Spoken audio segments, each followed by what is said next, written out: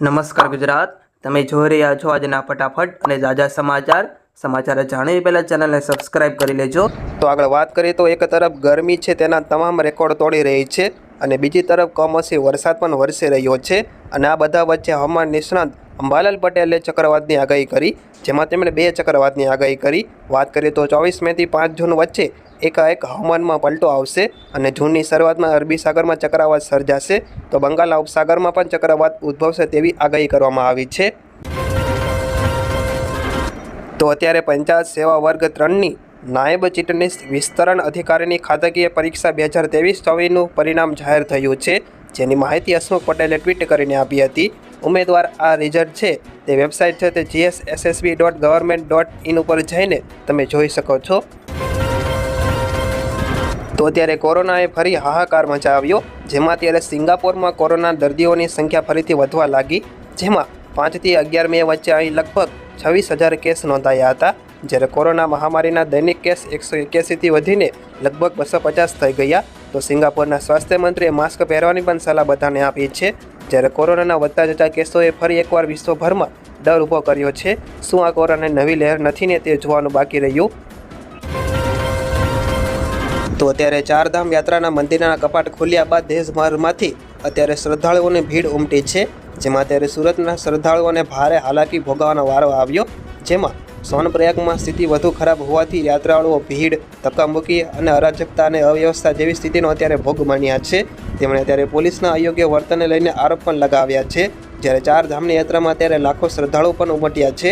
જો તમે અત્યારે ચારધામની યાત્રા કરવા જતા હોય તો થોડાક દિવસો પછી જાઓ, કારણ કે અત્યારે ભીડ અને ધક્કામુક્કીનો માહોલ ખૂબ જ વધી રહ્યો છે।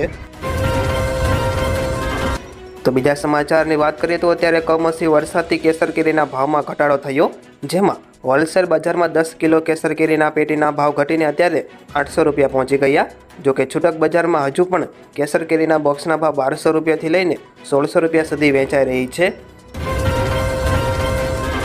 તો ત્યારે ગુજરાત બોર્ડની ધોરણ 10 અને ધોરણ 12ની પરીક્ષામાં નપાસ થનારા વિદ્યાર્થીઓ માટે સમાચાર છે, જેમાં ધોરણ 10 અને 12ની પરીક્ષામાં 1 કે 2 અથવા 3 વિષયમાં નપાસ થયેલા વિદ્યાર્થીઓ હવે પૂરક પરીક્ષા આપી શકશે।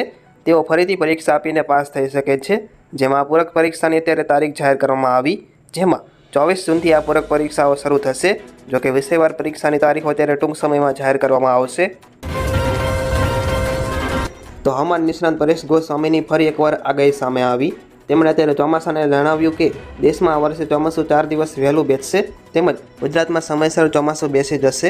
ચોમાસું પહોંચતા લગભગ 14 અથવા તો 15 જૂન સમય છે આવી શકે છે। એટલે જે ગુજરાતની અંદર ચોમાસાનો જે પ્રવેશ કરે છે, જેમાં ખાસ કરીને આપણા દક્ષિણ ગુજરાતનો વલસાડ જિલ્લો છે, જે નૈઋત્યના ચોમાસાનું મુખ્ય દ્વાર કહેવામાં આવે છે। ચોમાસાની શરૂઆત છે એ દક્ષિણ ગુજરાતથી ખાસ કરીને વલસાડ જિલ્લાથી થતી હોય છે, એવી જ રીતે ત્યાંથી એની શરૂઆત થઈ શકે છે અને ચોમાસું છે એ લગભગ 14 અથવા તો 15 જૂન આસપાસ ગુજરાતમાં પ્રવેશ કરે તેવું એક અનુમાન છે। અને ચોમાસું ગુજરાતમાં પ્રવેશ કરે પછી ગુજરાતના તમામ વિસ્તારોને આવરી લે ત્યાં સુધીમાં લગભગ 27 જૂન સુધીનો સમય આવી જશે। એટલે ગુજરાતની અંદર પણ ચોમાસું જે પ્રવેશ કર્યા પછી આગળ વધશે, ખૂબ ધીમી ગતિએ ચોમાસું આગળ વધે અને ચોમાસું છે એ ગુજરાતના દરેક વિસ્તારોને કવર કરે ત્યાં સુધીમાં લગભગ 25 અથવા તો 26 જૂન આસપાસનો સમય હશે। એટલે આ રીતનું ચોમાસું છે એ આગળ વધશે અને આ રીતના ચોમાસાની પેટર્ન રહે એવું હાલ એક અમારું અનુમાન છે। પણ એકંદરે ચોમાસું કદાચ 1-2 દિવસ આગળ પાછળ રહી શકે, પણ ચોમાસું છે એ 2024નું ચોમાસું છે એ તમામ પેરામીટરોના આધારે અમે જોવા જઈએ તો ખૂબ સારું ચોમાસું રહેવાનું છે। એટલે ચોમાસા બાબતે કોઈ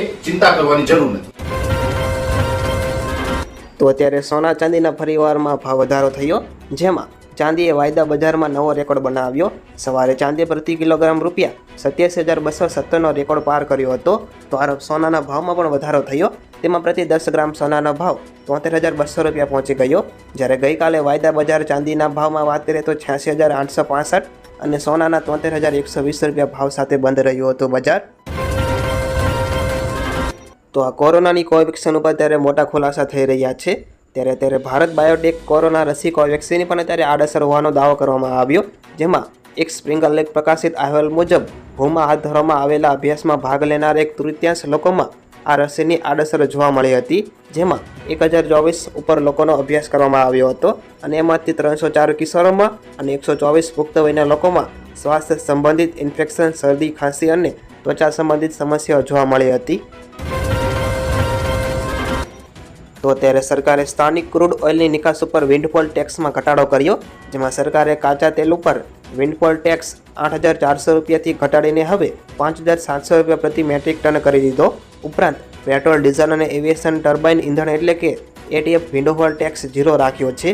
ઉલ્લેખનીય છે કે સરકાર સ્થાનિક રીતે ઉત્પાદિત ક્રૂડ ઓઇલ, પેટ્રોલ, ડીઝલ અને એટીએફની નિકાસ ઉપર આ ટેક્સ વસૂલે છે. તો અંબાલાલ પટેલે પણ ભારે વરસાદની આગાહી કરી, જેમાં આગાહી મુજબ પ્રી મોન્સૂન એક્ટિવિટીના કારણે ગુજરાતમાં આગામી 4 દિવસ વરસાદ રહેશે. જ્યારે ઉત્તર ગુજરાતથી લઈ મધ્ય ગુજરાતના જિલ્લામાં વરસાદની આગાહી તો સૌરાષ્ટ્રથી લઈ દક્ષિણ ગુજરાતમાં પણ માવઠું પડશે. 5 થી 16 લગભગ વડોદરાના ભાગો, મધ્ય ગુજરાતના કેટલાક ભાગોમાં ગાજવીજના હજીવંતો સાથે વરસાદ થવાની શક્યતા રહેશે. ઉપરાંત અમદાવાદના ભાગોમાં પણ કેટલાક ભાગો વરસાદ થવાની શક્યતા રહેશે. ગાંધીનગરના ભાગોમાં પણ હવામાનમાં પલટો આવશે. ઉપરાંત ઉત્તર ગુજરાતના મહેસાણા વગેરે ભાગોમાં ગાજવીજ સાથે કેટલાક ભાગોમાં ઠંડક એક્ટિવિટી સાથે વરસાદ કે વરસાદની છાંટા પડવાની શક્યતા રહેશે. આ ઉપરાંત બનાસકાંઠાના ભાગો અને સમી હારીના ભાગોમાં પણ હવામાનમાં પલટો આવશે. ઉત્તર સૌરાષ્ટ્રના ભાગોમાં પણ હવામાન પલટો આવશે. કચ્છના ભાગોમાં પણ હવામાન પલટો આવશે. સૌરાષ્ટ્રના કેટલાક ભાગોમાં હવામાન પલટો આવશે. સુરતના કેટલાક ભાગોમાં પણ જે પ્રી મોન્સૂન એક્ટિવિટીનો વરસાદ થઈ શકે છે, એટલે આ પ્રી મોન્સૂન એક્ટિવિટી જરૂરી છે અને આ હજીવંતો પણ જરૂરી હોય છે. કારણ કે રદ કરવાના લીધે ઉપરના બ્રિજિંગ પોઈન્ટમાં જે અરબ સાગરનો ભેજ અને બંગાળ સાગરના ભેજનો જે વરાળ જાય છે, એ વરાળને ઉપર એસપીએલ લેવલમાં ત્યાં ઠંડક મળે છે અને ત્યાં બ્રિજિંગ પોઈન્ટ થઈને ત્યાં હિમપત્રીઓ બને છે અને આ હિમપત્રીઓની જે છે એ વરસાદ માટે જરૂરી છે. એટલે અપર પ્રક્રિયાઓ.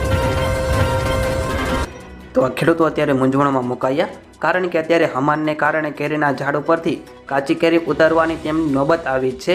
આ વખતે અંદાજિત 50% જેટલી કેરીના ઝાડમાં કેરી નથી આવી. તો બીજી બાજુ હવામાન વિભાગની આગાહીના પગલે ખેડૂતો પણ અત્યારે ચિંતામાં મુકાયા છે અને આ કેરીની સિઝન હજુ 1 મહિનો ચાલતી હોય છે, પરંતુ આ વખતે ખેડૂતો દ્વારા પોતાના આંબાના ઝાડો પરથી કાચી કેરી ઉતારવાનું શરૂ કરી દીધું છે. ત્યારે અત્યારે આ ભારે વરસાદના કારણે બાકી કેરીઓ પણ અત્યારે ખરી રહી છે, જેના કારણે અત્યારે કેરીના પાકમાં ભાવ વધારો જોવા મળી શકે છે.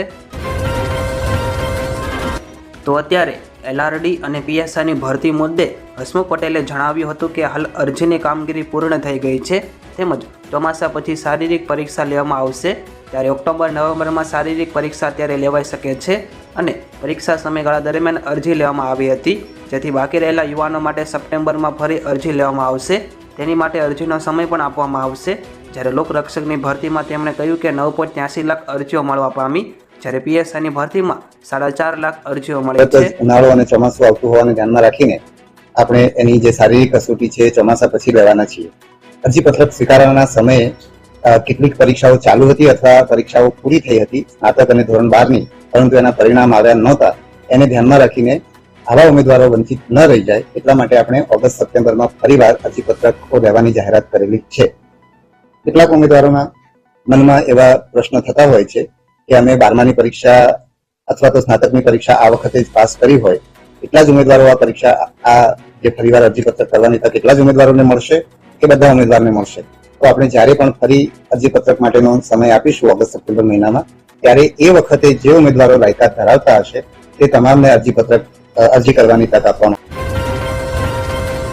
તો હવામાન ખાતાના વૈજ્ઞાનિક પરેશ ગોસ્વામીએ ગઈકાલે જણાવ્યું કે દક્ષિણ ગુજરાતના તમામ વિસ્તારોમાં ગાજવીજ સાથે વરસાદ જોવા મળશે, જ્યારે 16 મે સુધી મધ્ય ગુજરાતના જિલ્લામાં વરસાદ જોવા મળશે, જેમાં અમદાવાદ, આણંદ, નડિયાદ, ખેડા, વડોદરામાં આગામી 3 દિવસ હવામાનમાં પલટો જોવા મળશે.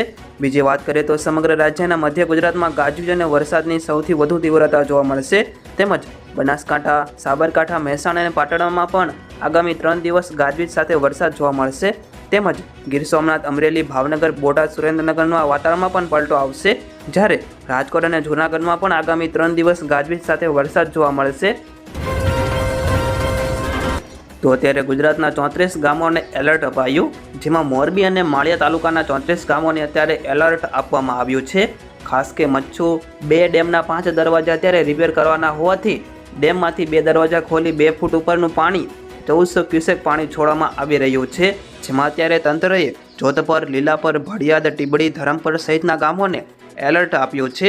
બીજી તરફ હવામાન વિભાગની આગાહી મુજબ 16 મે સુધી પ્રી મોન્સૂન એક્ટિવિટીના કારણે વરસાદ વરસી શકે છે. તો આગળ બદ્રીનાથથી સમાચાર આવી રહ્યા છે, જેમાં હવે કેદારનાથ બાદ હવે ઉત્તરાખંડમાં બદ્રીનાથ ધામના પણ કપાટ ખુલી ગયા, જેમાં વૈદિક મંત્રોચ્ચાર અને બદ્રી વિશાલ લાલ કી જયના નારાઓ વચ્ચે રવિવારે સવારે 6 વાગે બદ્રીનાથ મંદિરના કપાટ ભક્તો માટે ખોલી દેવામાં આવ્યા છે. તેના જોતા બદ્રી ધામને સુંદર ફૂલોથી પણ શણગારવામાં આવ્યું હતું, જ્યારે બહુ મુહૂર્તમાં ગણેશને દ્વાર પૂજા પણ કરવામાં આવી હતી.